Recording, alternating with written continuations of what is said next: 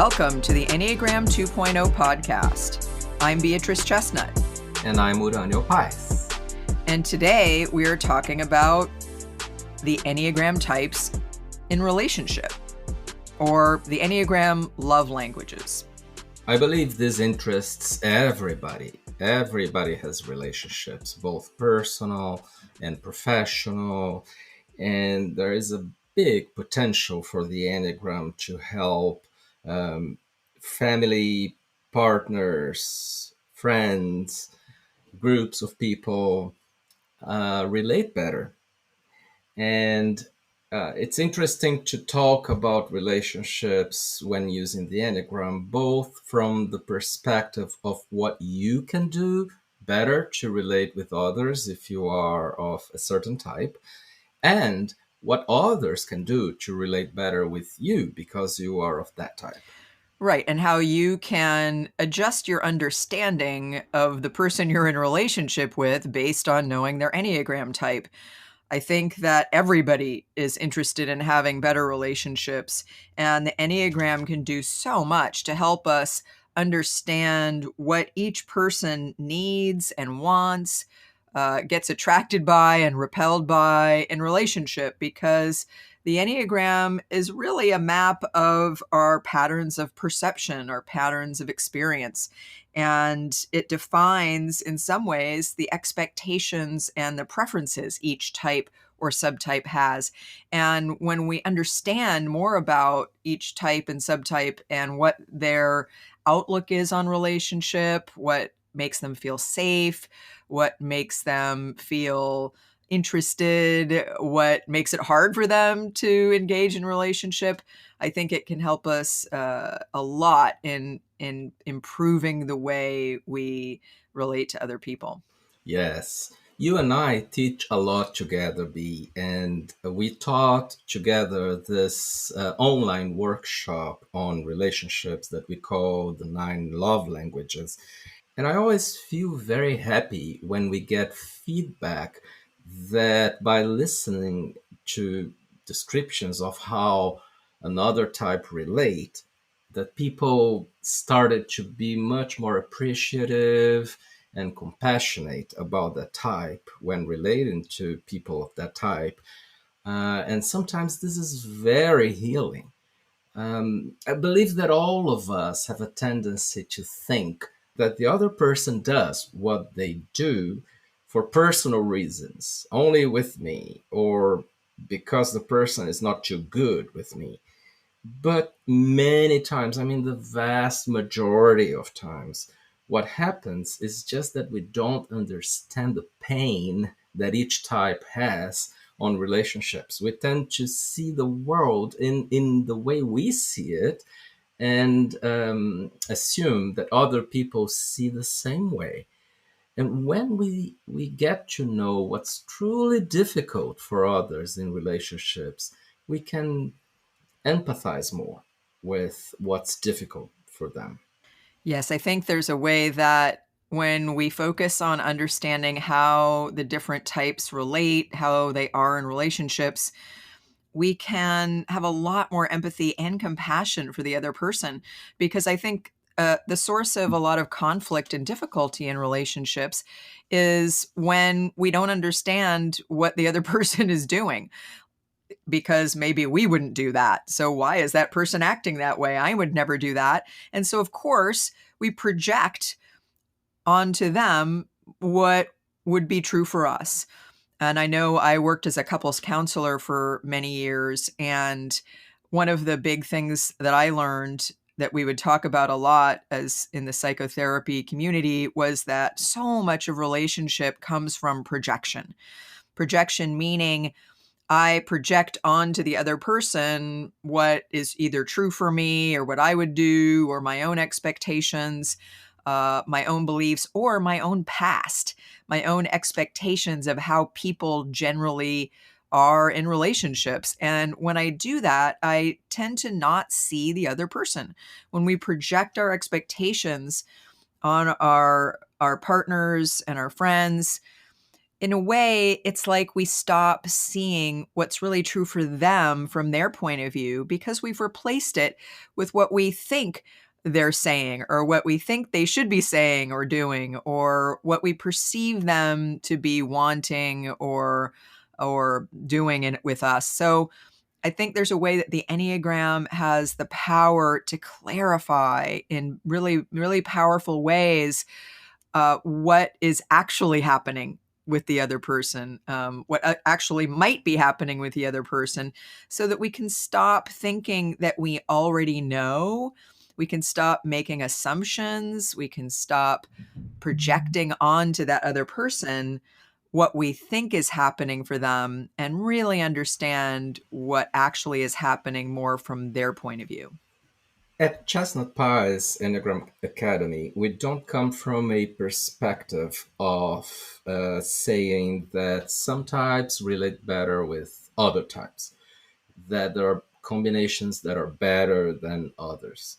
I think you and I have taught so much already that we know that all combinations are potentially good or potentially bad, also in different circumstances.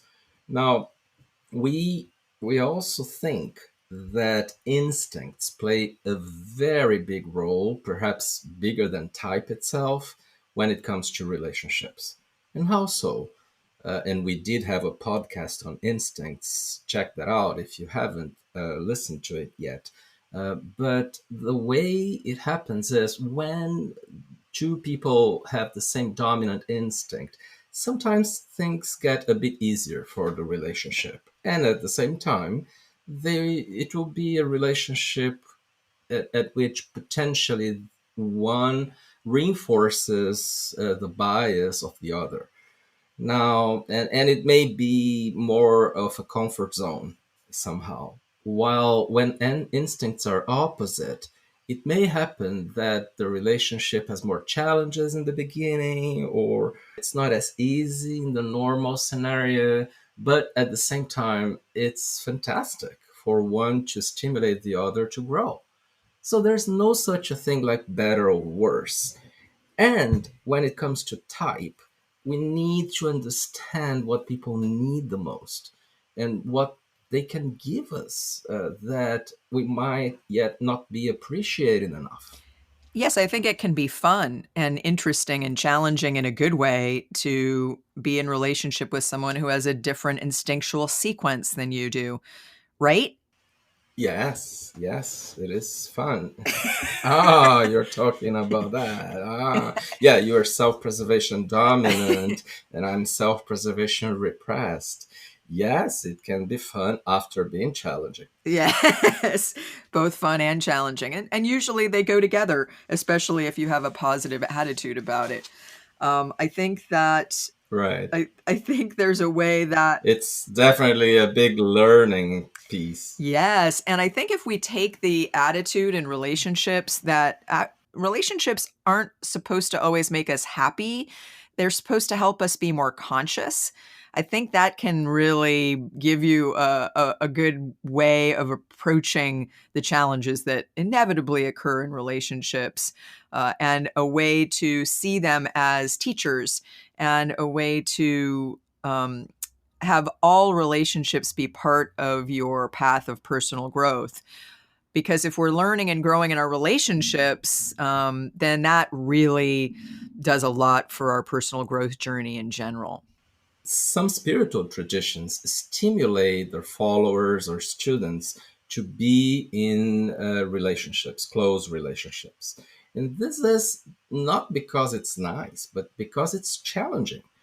And it is important to experience that kind of challenge in life to be able to grow faster.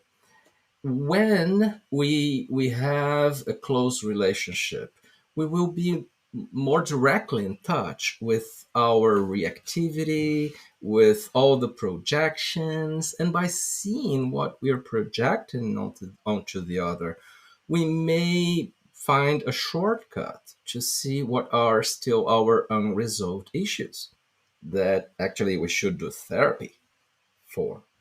I think when an issue comes up over and over again in relationship, and maybe in different relationships or in the same relationship, usually that's a really big wake-up call that there's something there that needs to be attended to. I think sometimes our blind spots remain blind to us until they create a problem in relationships. And so it can be very good to see issues and conflicts in relationship and patterns over time. I know for me, one time I had two relationships in a row where the same exact issues came up and caused problems. And I realized by the second one, I think I'm supposed to pay attention to something here. So I think relationships can be both a source of awakening for ourselves in terms of what we need to look at and learn about and develop in ourselves. And they can also be ways that the other person pushes our buttons. I know that we often refer to Gurdjieff, who is one of the pioneers of the meaning of the Enneagram diagram as a symbol and also a very fully articulated program of transformational self-work. And he would often say that personal development work can't be done alone. You can't do it by yourself. You necessarily need to do it in a group. And the reason for that is because the people in the group are going to push your buttons. There's going to be friction. There's going to be things that come up that help you look at yourself. You're going to get feedback from other people about what they love about you and what bothers them about you. And if you take all of this input as information that can fuel your growth journey, relationships can both be a great source of consciousness, of developing higher consciousness, and also greater pleasure and satisfaction. I have a question for you. When we taught that relationships course, the love languages course together, what was something that made you like it? Or what particular thing did you learn when teaching that? Well, I think there was something funny about just the title we gave to the course, Enneagram Love Languages. Now, this was not a reference to, there was a popular book about, I think, the 5 love languages. This was not about that particularly, but it was borrowing some meaning from that phrase, which for me, it was just almost funny to see how the different love language that each type communicates through, understands relationships through is so different.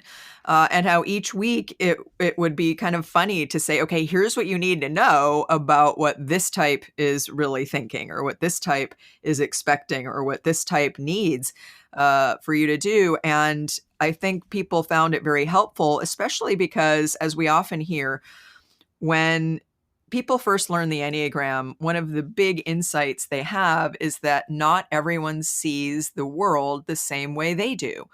Uh, when we're in our own heads and not other people's as a person, how do we know that someone else is seeing the world from a completely different vantage point than we are? I think the Enneagram highlights this in such a big way. And so I think that one of the things that was funny for me from week to week was just how different each type saw the world. What about you? What did you find interesting or funny in the course that we taught? I like when students get really surprised and express that.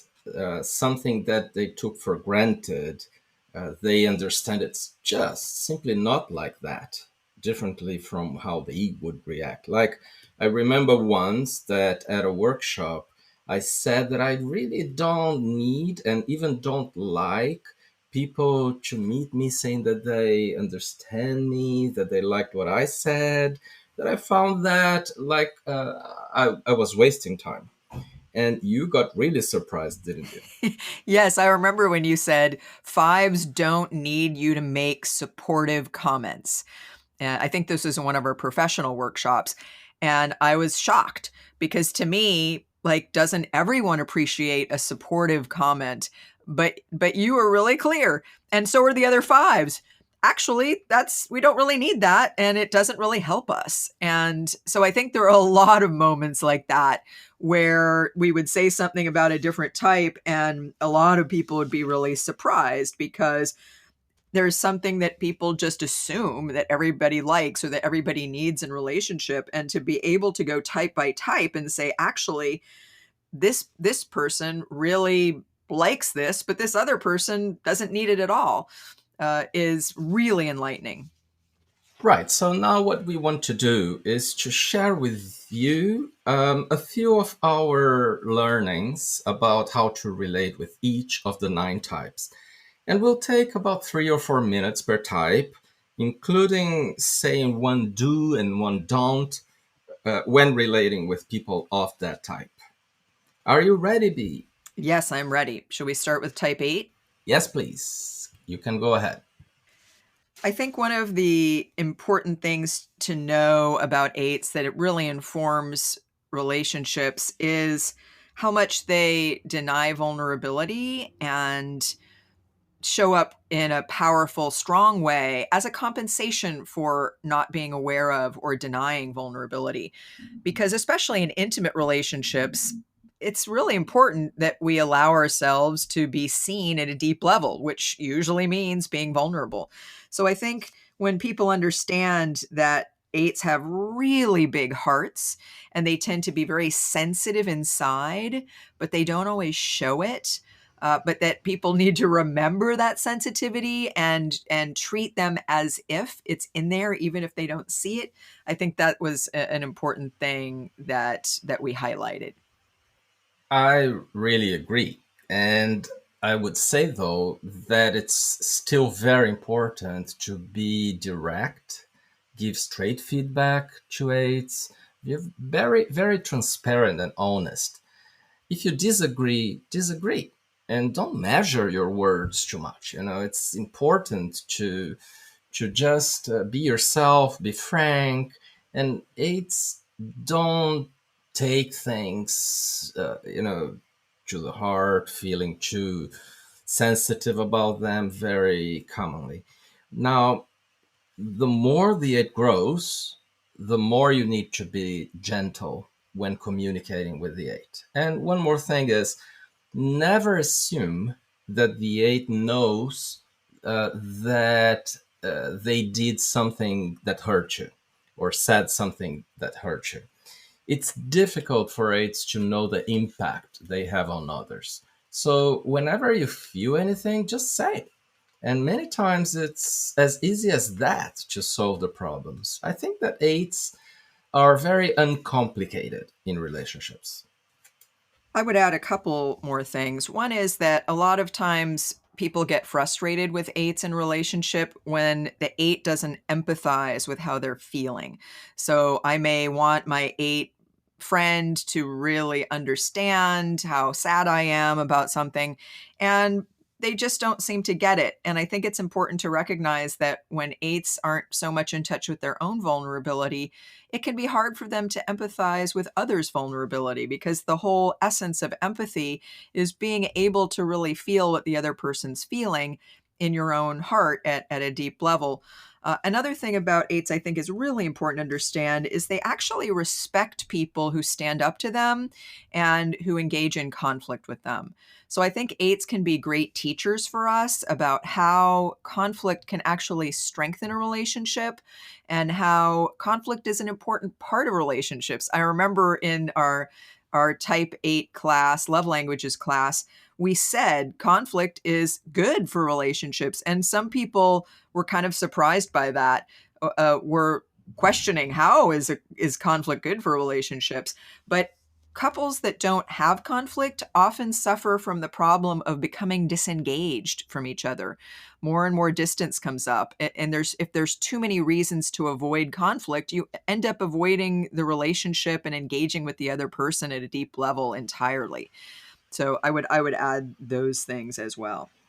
Yes, and eights sometimes they agree with you, they are listening to you, but it's just not their style to give you compliments or to talk about it in very soft and gentle ways.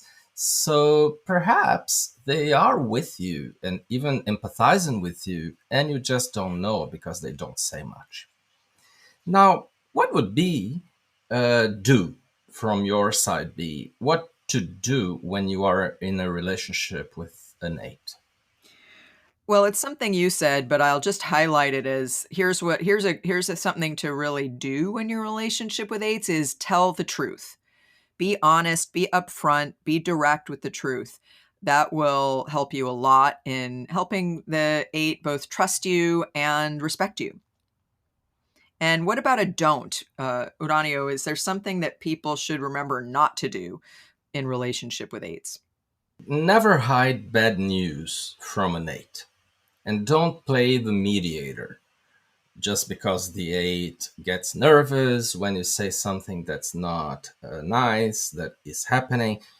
Don't hide that away from the eight, and don't play the mediator. By not playing the mediator, you will allow the eight to develop this role themselves. Should we move on to nine? Sure. So what do you see as being central to understand about nines in relationships be? Well, I think the main thing to understand about nines in relationship is they focus a lot on the outside and they tend to not have a lot of awareness of their own personal agenda. So they go along with others. They can even merge with others, which is a kind of energetic blending with what others want and what's going on with others at the expense of being in contact with themselves, their own deeper sense of being, their own desires. And so, because of that, they're very oriented toward harmony and creating a feeling of comfort and everybody getting along. However, that can be a bit superficial and false, and it can cover over uh, things that need to be talked about. And because nines avoid conflict so much, there can be a way that you think you're getting along, but the nine isn't telling you the full story because they're not telling you what they really think and feel and want. Maybe because they don't know, but also maybe because they want to avoid conflict. And this is why I usually say that when in relationship with a nine, it's a good idea to ask and ask again about any dissatisfactions the nine has. And many times they won't know. They will need to make efforts to know exactly what's that. But it's like their bodies know because they are body types. And keep asking, why is this important? It's because nines first don't see that or don't value that much, but it doesn't mean that they are not feeling it and they are not getting disappointed, and they don't face it very easily. Now, when you do that, so when you talk about this, you are giving the relationship a better chance of surviving and being good, because there's something else about nines. Nines don't say Nines don't say usually that they are not happy, but sometimes all of a sudden they are gone. So, in order to avoid this, it's good if you insist in asking the nine about what is happening, what could be better. This is a good way to put it. What could be better? And never impose anything to the nine. Just ask. It is important to ask the nine a lot of questions and to be okay if they don't know the answer, because sometimes it takes nines a while to figure out what they want or what they don't like about what's happening. Now, a big thing to remember with nines is that they tend to be passive aggressive or passively resistant in relationship, meaning they don't always get in contact with anger and dissatisfaction in the moment because again they want to avoid conflict and tension. They want to create harmony and keep that going to maintain a sense of comfort. But what that means is sometimes you might be asking them to do something and they may be nodding and looking like they're agreeing, but they're actually not taking away any action steps from that conversation, as someone, a nine we know, said. There's a way that they can look like they're in agreement, but they're not. They're not telling you because they don't want to be oppositional. They don't want to go against. They want to keep the peace. So it will be important to recognize that sometimes they may have their anger leak out as stubbornness or as saying they're going to do something and they don't, because a lot of what they focus on is not having a conflict with you and making you happy, even if that means erasing themselves or not saying what they really think or what they really want. I will share one thing to do when in relationship with a nine.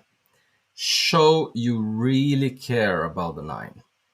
And do that by meaning what you ask, paying close attention to the nine's answer, and follow through the conversation and be there for the nine. Not many people do this with nines, and nines don't do this with themselves, but they have a big need for that. What would be a don't be? In terms of what not to do or a don't in relationship with nines, don't tell them what to do. They may not let you know that they didn't like the way you told them to do something. They just won't do what you said. So it's important not to be disrespectful or try to push the nine into something. I often find that people will ask a question like this: how do I get my nine partner to do this or that? How do I get them to be more active? How do I get them to do this or that? And the truth is, you don't get the nine to do anything if they feel at all like you are putting pressure on them, you're trying to manipulate them, you want them to do something for your own agenda. They probably just won't do it, and they won't tell you they're not doing it because they need to passively resist in order to hold their own ground without having a conflict. So sometimes they just will smile and look like they're acquiescing to what you want, but it won't happen. And it's important to know that part of why that happened isn't because the nine is lazy or doesn't want to do things. It may be because of the way you communicated with the nine. And so it's important, if you want the nine to cooperate or collaborate with you or do something, that you talk with them about them and get their buy-in and really make it a true collaboration. And you really talk to the nine about why you want that, or maybe if it's something about doing something differently in your relationship, it's important to lead with why you care about them, why you care about the relationship. Because if you're too directive or pushy with nines, they'll feel that and they just won't participate. So let's move on to type 1. What is central to understand about ones in relationships be? I think with ones, it's important to remember that they are very hard on themselves. They tend to be criticizing themselves a lot inside their heads. And they can also be critical or judgmental of you. And it's important to know that that's part of their personality style of wanting to avoid mistakes and blame for things, wanting to do things the right way, wanting to be a good person. And it's important to remember that they're always well-intentioned and they always are usually putting a lot of pressure on themselves. So just to remember that's probably what's going on inside the one. And when you criticize them, or if they feel criticized by you, they can take it in a hard way, because it can feel like, don't you know I'm already criticizing myself inside my head? It's kind of like, you must know that you're piling on, that you're adding a lot already to what I'm already telling myself. What about you? What do you think is important to know about ones in relationship? It's difficult for ones to have fun. They go first for duty. And in relationships, it's so important to have lighter moments and have fun. So it's on you to help the one go more for fun. And also say very nice things when the one has humor. Ones have great humor, they just don't use it enough at times. and just stimulate spontaneity and less formality for once. An agenda for fun then is a hint. Right. Also, it will be helpful with ones in your life to admit if you make a mistake. Allow yourself to be held accountable.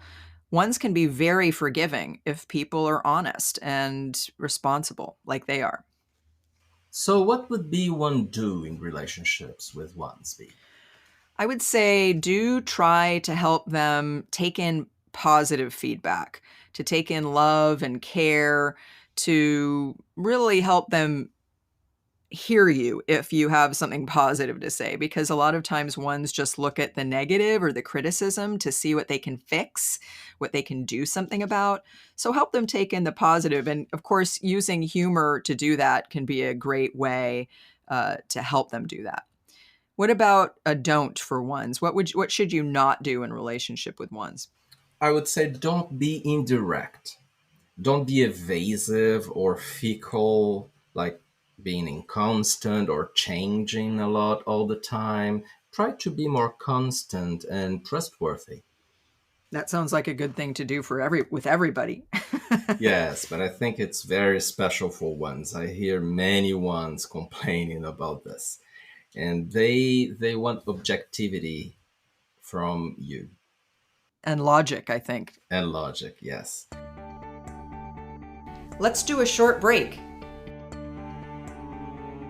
The Enneagram 2.0 podcast goes live every other Thursday on all main platforms. Stay tuned to learn more about yourself and others. Bee and Uranio offer much more high-quality Enneagram content on www.cpenneagram.com. If you are an Enneagram enthusiast, visit the website now. Hi, Uranio here. If you are enjoying this podcast, check out our complete Enneagram Love Languages online workshop. It has 9 classes on relationships with each Enneagram type, 90 minutes each.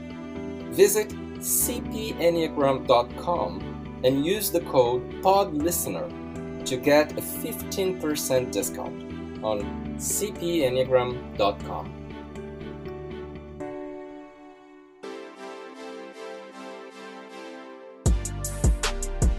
So what about your type B, type 2? What do you want people to understand about 2s in relationships? Well, I think it's important to understand that we are emotional types, that sometimes we can avoid feeling our emotions or repress our emotions. Other times we can have reactions or responses that are quite emotional. And to just understand that that's part of the way we are and that it's not a bad thing, because sometimes us twos have gotten criticism throughout our lives for being too sensitive or too emotional. And so if you can help us accept and hear and really respect our own emotions, that's really great. Another thing I would say is to remember that we are sensitive to being hurt and that we're very relationship focused. And we are sensitive in relationships because they're so important to us.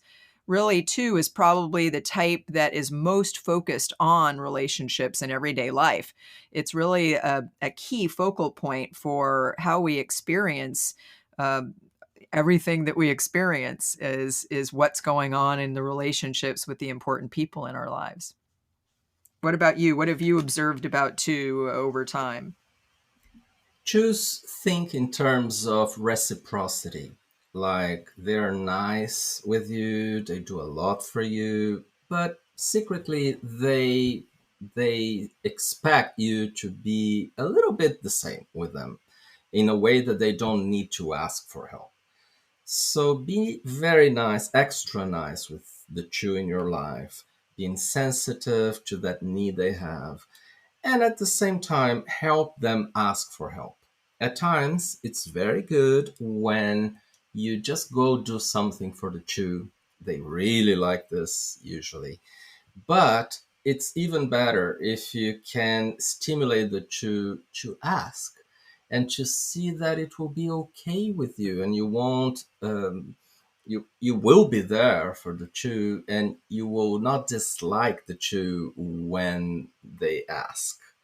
And notice signs that the two is indirectly asking for help. Like if the two starts complaining about something or saying that it's difficult to do something, that's potentially an ask for help. Very indirectly, but it is. I think another thing people need to understand about twos is their main focus isn't so much helping and giving, which is often a simplistic stereotype that people have about twos based on how a lot of Enneagram teaching goes when it comes to twos. It's, I think, really to too great a degree, they overemphasize that twos are helpers or givers. What the main thing is we twos want to be liked. We want people to like us, want to connect with us, to view us as important in their lives. That's the most important thing. And helping and giving can be a path to being liked. It can be a vehicle or a way, a method for creating positive connections, but it's not the main event. And because of that, what goes along with that is another thing that's really important to know about twos and relationship is we avoid rejection at all costs. So we're going for being liked or loved, or we want people to feel positive feelings about us, to see us in a positive light.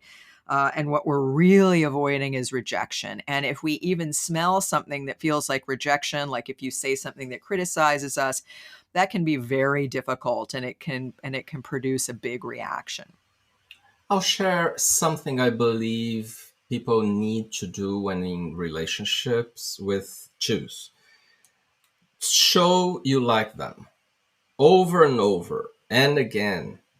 And when they do something nice, say it because they need to hear it. Now, of course, that changes a bit when twos work on themselves because of humility, replacing pride. But it's usually a good idea to understand that twos need to feel they are liked, and when you say so, it may be helpful. What would be a don't from your side be? A don't is don't offer a lot of criticism or negative feedback to us without also offering affirmation. A two will be better able to listen to what's not working in the relationship or any constructive criticism or feedback you have if you're also really saying a lot about what is working and what you like about them. The more we know that you appreciate us or that you see us in a positive light, the more we can see the ways in which we might need to do things a little bit differently to relate better to you, which can be hard for us to take in because it feels like rejection. I appreciate you, B, and I took note of this suggestion, this don't that you shared. Thank you. Thank you. Yeah, maybe you can have that as a post-it on your computer. And I would highlight the fact that that's such a great example of something that I need that you don't need, right? Earlier in this podcast, we talked about how fives don't really need to hear words of support and affirmation, but twos do. So I think that's a great example of kind of a opposite tendency that it'll be good to know about if you're relating, for instance, a two and a five are in relationship, just for instance. It is indeed, yes. So let's move on to threes. How would you like to start talking about threes in relationships? So I would first say that threes just naturally focus more on work and tasks and goals than they do on relationships. Now, this is true even though they're heart types. And of course, just like all the other types, relationships are important to them, but their main focus of attention just tends to be on work. And so I've noticed, like when couples come to therapy, oftentimes the partner was having an issue with their three partner because the three was very focused on work, and oftentimes that three is getting a lot out of their work. They may be successful, they may have a work persona that gets them a lot of rewards, and so it can just be important to know that threes will need to make an effort to put more attention and focus on the relationship. What else about threes do you think is important for people to know? Well, it's hard for threes to relax, and that sometimes keeps happening in personal relationships. They need to be doing something, and if you engage with them in some of those activities, it's nice for them. Also, they need to admire you. They sometimes want to model you, identifying with yourself, like seeing you not as an achiever, but as someone who has goals in life and who wants to grow and to do stuff and to win life. Now, I believe that there is a fear of intimacy for threes because they sometimes try to avoid emotions just to go do and perform. But it's very helpful when you address that with threes in a natural way and flowing from doing to sometimes talking about feelings. It's really healing for threes when they have a secret and sacred space to talk about feelings and the relationship itself in ways that they look at what they really want and not what the appropriate image is.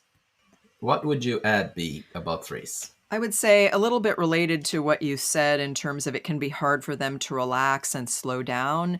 It can also be hard for threes to listen. Sometimes threes are so focused on their to-do list or what they need to produce or what's happening in their work or their task list that they can find it hard to really slow down in order to take in what you're saying. And so help making sure that you have the three's attention, that you help them prioritize the relationship and just really listening and connecting can be an important thing. And one other thing I would say is to remember that how important it is, and you said you touched on this as well, how important it is for threes to get in touch with what they're feeling. And it's not somewhere they go to naturally. And it's one of the reasons why they don't slow down is because if they do slow down, they are emotional types and emotions will come in. But it can be hard for them to make it a goal for themselves to be in touch with emotions. But when they are more in touch with their emotions, they're more in touch with who they really are. And when they're not in touch with who they really are, when they're really feeding an image more, it can be hard to connect with them because it's like they aren't completely home. They're just giving a lot of their energy to the image or the persona that they may need to have in life. What would be one thing to do with threes on top of what you've already shared? I would say do reinforce or mirror back to them aspects of who they really are, positive aspects of what we might call their real self. Especially if they're very successful in their work life or something, they may not be in touch with what's really true about them as a person, what's meaningful to them. And I think if you're in a close relationship with a three, you may have a lot of appreciation about who they are at a deeper level. And I think if you can mirror that back to them in a very positive way, that can really help them know more who they are. What about you? What's a don't? What should you avoid doing with threes in relationship? Never assume threes are heartless. They are not. They are actually the center of what we call the heart triad on the Enneagram. And emotions are always around, but threes make an effort to push them away in order to perform. Now, emotions are still very close, and they are indeed very emotional in the inside. So be gentle and caring, and don't assume they are not emotional or that they don't feel hurt, because they do. So let's move on to type 4. Would you start? So the main thing to remember about relating to type fours, the cardinal rule for getting along well with the fours in your life is to understand them. Job one for you is to understand the four on the four's own terms. So, in other words, it's really important for you to take time in the relationship to really understand, especially what the four is feeling, what they're experiencing, to show interest in understanding them, and they're the ones that get to decide if you're actually understanding them. In other words, sometimes maybe the 4 is telling you how they're feeling or what's going on, and maybe you're getting impatient because you're not such an emotional type, or you think you understand, and so you say, "Oh yeah, I get it." But the 4 realizes actually you don't get it yet. You haven't really fully heard them out, or you think you understand. You're maybe jumping to a conclusion and you're not really understanding. And so that person will not feel understood by you, even though you may think you understand or you may have made an effort to understand. So a lot of problems in relationships with 4s come from the fact that the 4 doesn't feel fully heard or understood, especially at an emotional level, but in general. And I think then what happens is people blame the 4s for being too sensitive or too emotional or too particular or too intense or whatever it is. But a lot of these problems could be solved if you really understand that you need to understand, and you need to check in with the 4 to ask them if they feel understood. What about you? What do you think is important for people to understand or know about 4s in relationship? That 4s need to discharge emotions. Like you explained, it happens for 2s. It's not too different. 4s can be very emotional, but when they talk about the emotions, then they can calm down and then have a talk with a bit more logic and making decisions. They, as you said, they need to be understood and listened to without trying to make them stop talking about emotions. Another thing is that because 4s have this push-pull mechanism, they are not the only ones who have it, but they many times have it. And it means that when you are close to them, they see something is missing, but when you go away from them, they see that they really like you a bit more easily. Because of this, it's interesting if you don't make yourself available all the time, that you allow for the 4 to miss you a little bit. So I want to add my do about 4s here. Listen to the 4 to the end. Don't interrupt. Be curious about what the person is saying and sharing. And as you said, asking questions to see if they feel understood by you. I really like that point that you raised. And make sure you are non judgmental when you do all that. So, what would be a don't? I would say when interacting with 4s, don't devalue emotions, either generally, the value of emotions, or especially don't devalue their emotions. 4s live in their emotions more than other types do. And I think sometimes in our culture, we can think, oh, people shouldn't be too emotional. And it's really important in relationship with 4s not to devalue their emotions. And part of the fact that 4s are emotional, it's related to the fact that they're truth tellers and that they value authenticity. So if they're expressing their authentic emotions, or they want you to, it's important not to devalue that in any way, and recognize that emotions are just as important as thoughts and thinking and acting and behaving. It's just another language that needs to be heard and understood. Shall we talk about type 5, your type?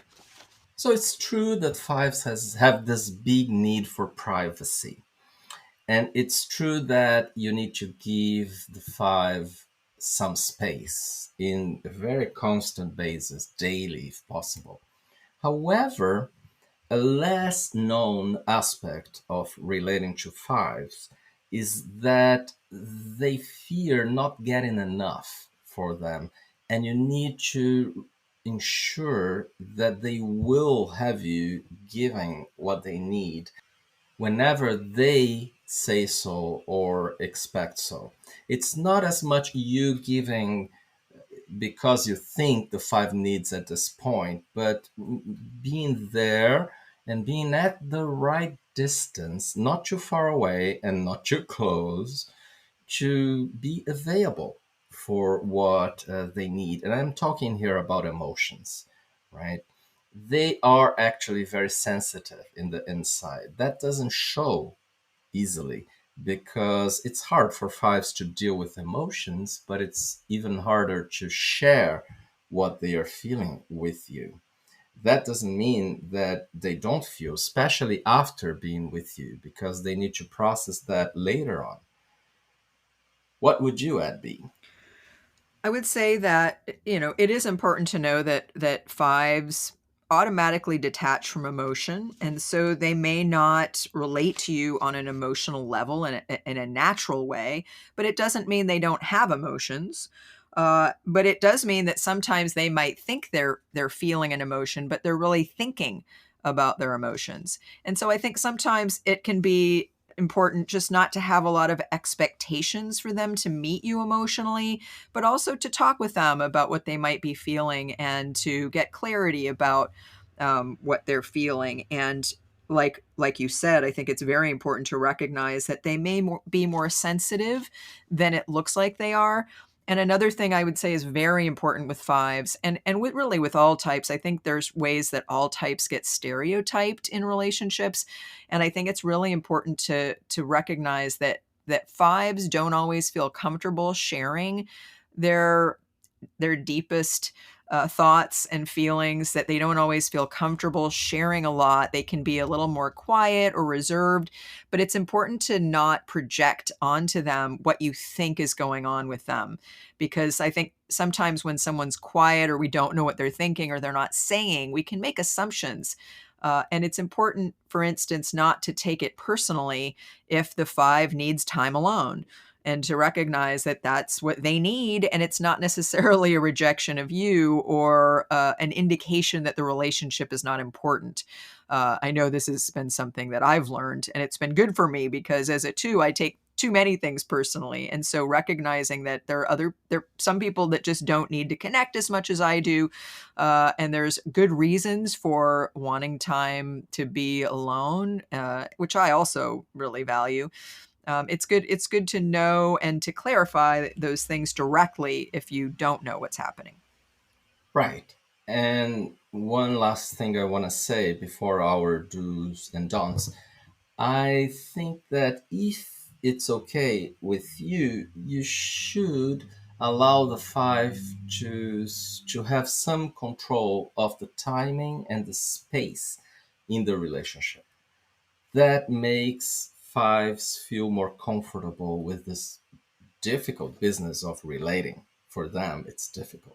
And that's a little bit related to my do in relationship with fives. Allow them time and space to think, to consider, to process anything that you may have talked about. If you need to tell them something about how you're feeling, or if you need to talk about something about the relationship, tell them, but then recognize that they'll need time alone to process that more without you there. What would be a don't in terms of what not to do in relationship with fives? I would say never expect or force answers from the five right away. Give the five some time to think and prepare before coming back to you during the discussion or to agree on a plan, and allow the five to manage time, as I said, by doing that. Okay, so let's move on to type 6. How would you start explaining what is important about sixes in relationships, B? I think what's really important for sixes is to establish trust. I think sixes need a lot of trust in relationships. I think depending on subtype, they have an easier or more difficult time trusting. But basically, things like do what you say you're going to do, be consistent, be honest, be forthcoming, don't hide things. These are the kinds of things that I think contribute to trust, which is really core for a six in relationship. What would you say is important to know about sixes in relationship? I totally agree with you, B. And I would add that yes, it's difficult for sixes to trust others, and they have all that period of testing and observing if the other is trustworthy. But at the same time, when it comes to a close relationship, sixes end up trusting a lot. And it's almost like they don't question much that relationship and they can really relax, which is a big gift, a blessing for them, because it's hard for them to relax. And by the way, it's important that you help the six of your life to relax. If you stimulate relaxation and downtime with the six, it's usually a very good thing you will be doing to your six. I think another thing to remember about sixes in relationship is that they're problem solvers, and their habit of mind makes it so they might be on the lookout for things that could be going wrong. And I think you're right that once they do trust you, they're very steadfast and they're really there. But they also, just in the course of everyday life, may be looking for, okay, what's going wrong? What do I need to fix? What do I need to attend to? What do I need to worry about? And so they can sometimes appear a bit negative or problem focused. And sometimes this means we need to hear them out and validate their fears and respect their need to fix things or be concerned. But other times it means we need to help them see the positive. We need to help them uh, look at what is working. And I think also we need to avoid labeling sixes as pessimists, because I think what they would say is more they're realistic and they're just looking for what needs to be attended to. And so I think it's helping them find a balance of respecting their fear and their sense of responsibility to be looking out for what could go wrong and prepare for it. But also help them lighten up, help them relax, as you said, help them look at what also is going well. I'm going to share my what to do when in relationship with sixes. I would say provide reaffirmation to the six in your life. This is because sixes are sometimes not the most self confident. They hesitate, and it's good for them when they hear from you that all is fine and that they're doing good and everything is okay, because sometimes they are questioning about it and they need feedback. What would be your don't be? Yeah, the word I would use just is reassurance with the sixes in terms of, you said reaffirmation. I would tweak that a little bit. I think reassurance. It's like reassure them that everything is going well. I would say in terms of a don't. Yeah, I agree with you. Thank you for that. Yeah, just it's just a terminology comment. So I would say in terms of don't, I would say don't hide things from them. Don't keep important things to yourself. Don't avoid discussing something with them because you think they might be fearful or upset. I think it's much better to be open and to voice concerns or to be more revealing than it is to hold something back because you might be concerned about how they might react. Okay, last but not least, type 7. Type 7. So I think what's important to remember about sevens in relationship is that on the one hand, they focus a lot on what's positive, on what's pleasurable, on all the possibilities, on having different options, on seeing life and relationship as an adventure and as something that is very positive experience. Sevens typically really enjoy engaging with people. But it's important to also remember that they unconsciously avoid pain or anything that's uncomfortable. And so it may be it may be vital to see that they may avoid having the difficult conversation. And as we said before, in relationships, it's important to be able to have conflict. It's important to be able to discuss what's not working as a way to make things better. And sometimes sevens may avoid this kind of conversation in different ways. And one way might be to focus exclusively on the positive and to just not even see any of the negative. And so it'll be important to, in a gentle way, bring up what's not working or help them see some of the less positive data in what's happening so that you can address it. What would you say about sevens in relationship? I agree with that. I just think that even more important than being gentle when approaching this is to stay having a positive look at the situation and being optimistic about what can change for better. And it's important for sevens to have a good and relaxed time with the other person and have nice and fun moments. And when a problem happens, it's important also that you don't freak out or make a fuss out of it. Deal positively with it. It's not very easy for sevens to have intimacy in relationships, and some people may perceive them as being a bit more shallow when it comes to feelings, but many times sevens may feel deeper in the inside and not want to show you. Perhaps you can learn how to have shorter periods of time to talk about this kind of thing, not too long talks. What else would you add, B? I would say that sometimes they are oriented toward being a little bit more on the surface, not going more deeply into the moment or into an experience. And because of that, I think sometimes people can find sevens in relationship to be, as you said, a little bit on the shallow side, not showing up completely, not maybe feeling all the emotions that may be present between you and the other person, because there's a way that they're unconsciously kind of avoiding being trapped in an unpleasant emotion. Sevens tend to want to keep the mood up, and they tend to avoid or just kind of skirt away going more deeply because there's this fear, if I allow myself to feel pain or hurt or sadness, I'll be there forever.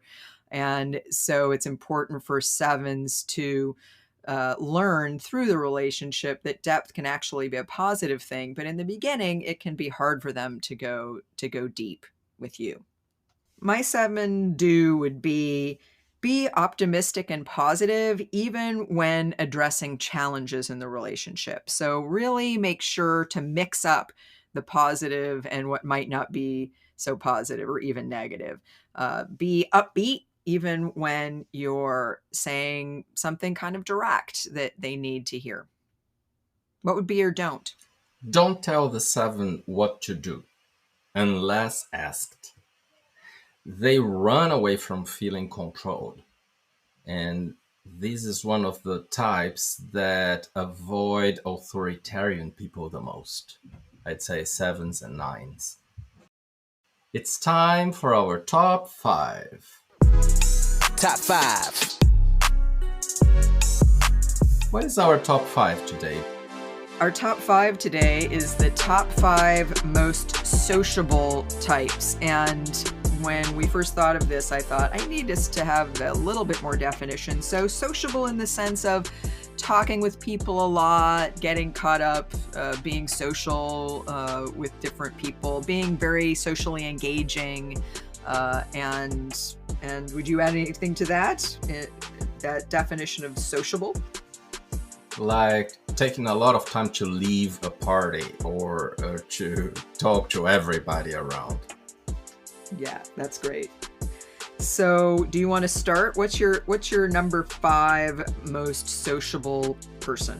I first want to say that 3 out of my 5 here are social dominance, but my number 5 is not. So it's sexual 9.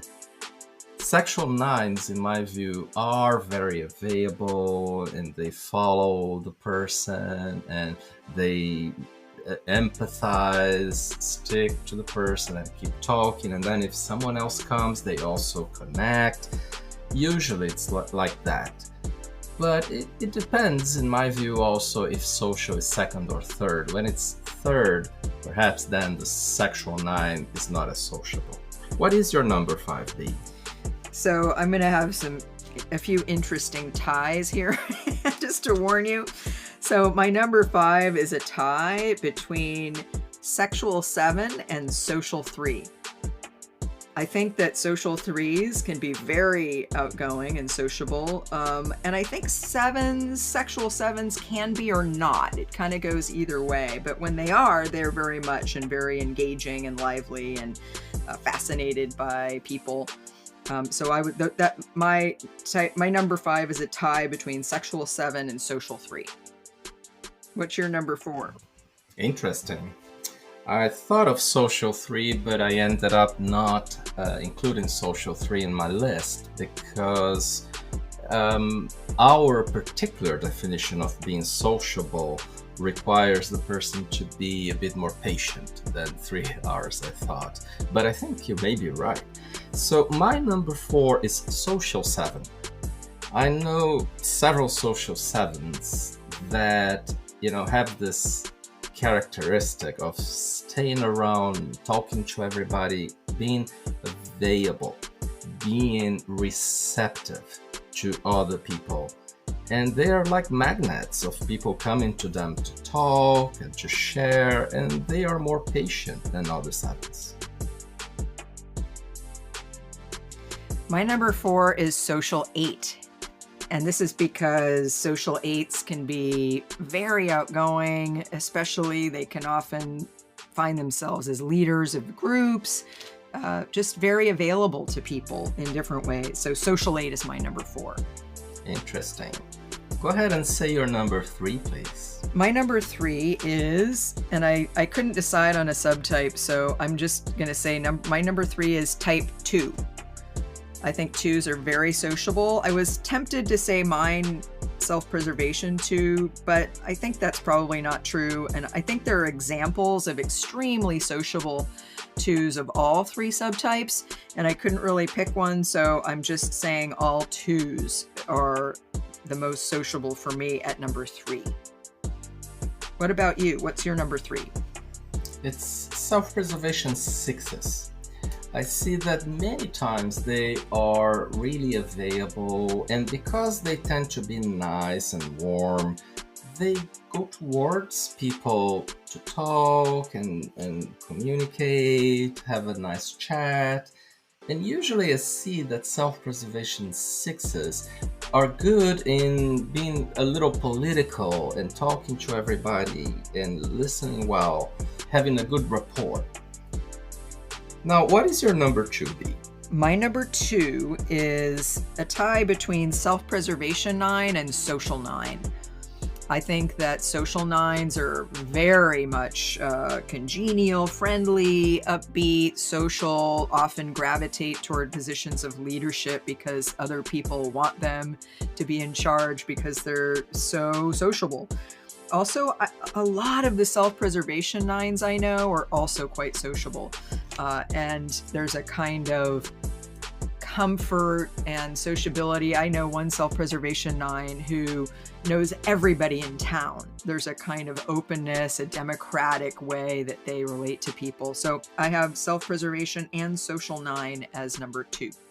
And it's interesting because I know you had sexual 9 by itself at your number 5 position. Yes. Well, my number 2 is social 2. I take your point that it's difficult to tell which of the type 2 subtypes is more sociable, but I personally think that it's social 2, like knowing lots of people and talking to all of them. I think that I somehow thought of people who are a bit political, on my list. But social 2s, in my view, have that characteristic of keeping in relationships more in that social aspect of it, not like sexual 2s do, that they really engage with that one significant other. And yeah, so social 2. And what is your number 1? Yeah, I would say that social 2s, it's interesting that you have a little bit of a bias in your definition of sociable as also being a little bit political. Maybe that's your social 5 coming out a little bit there. I would say my number 1 is social 7, which I know is your number. You had that maybe number 2. 4. 4. That's right. I was thinking of 2 as in the second one, but you're number 4. Yes. So what's your number 1? My number 1 is social 9. My friends who are social 9s are really stopped every time by everybody. They know everybody in the world. It's amazing. And they are always communicating with each person for the same length of time. And it's very hard for them to build boundaries. So I see them as being very sociable, a bit more in the receptive end of people looking for them. But it doesn't matter, they end up being very sociable. So let's give you the last word today. Thank you for listening, and join us again on our Enneagram 2.0 podcast, where we talk about all things Enneagram. Please click on like to help spread the word about our podcast. Thanks for listening. Yeah, Enneagram 2.0, find your personality. Chestnut, Paes, Enneagram Academy. What's your type? What's your subtype? So much you can learn. You can be amazing. Go ahead and transform. Explore yourself and others. Grow and follow the flow. And also for the planet, yeah, let your mind blow. It's from B and Yoranyo. Time for you to know and be your best self with Enneagram 2.0. Psychology, self-mastery, work in relationships, spirituality. Come and join the podcast. Oh yeah, it will be fun. Explore the challenges that from now you'll overcome. Hey, Enneagram 2.0. Tune in, yeah, it's your personality. Enneagram 2.0. Chestnut, Paes, Enneagram Academy. Hey, Enneagram 2.0. Tune in now.